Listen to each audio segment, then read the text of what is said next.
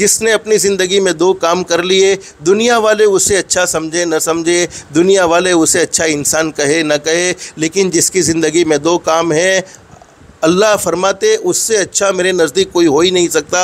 Number एक, 5 वक्त की नमाज, नमाज पढ़ने की बरकत से अल्लाह पाक मौत के वक्त अभी ज़रूर कलमा नसीब फरमाएगा।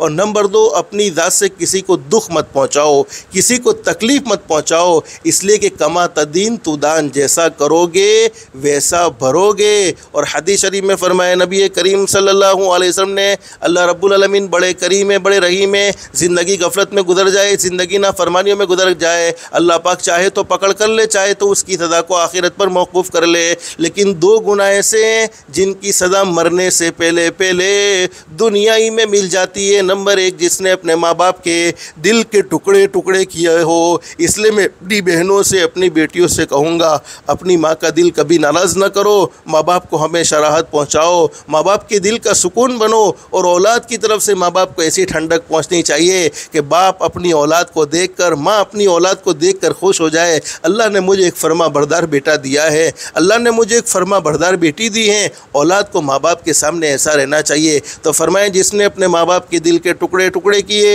मरने से पहले पहले वो दुनिया में ज़रूर परेशान होता है और मरने से पहले पहले उसे ज़रूर सज़ा मिलती है। नंबर 2, जिसने किसी पर जुल्म का मामला किया, ज़ाती का मामला किया। माँ बहनें, हम किसी कमज़ोर के सामने कुछ बोलते हैं, जैसे सास ने बहू को डराया, बहू ने सास को डराया।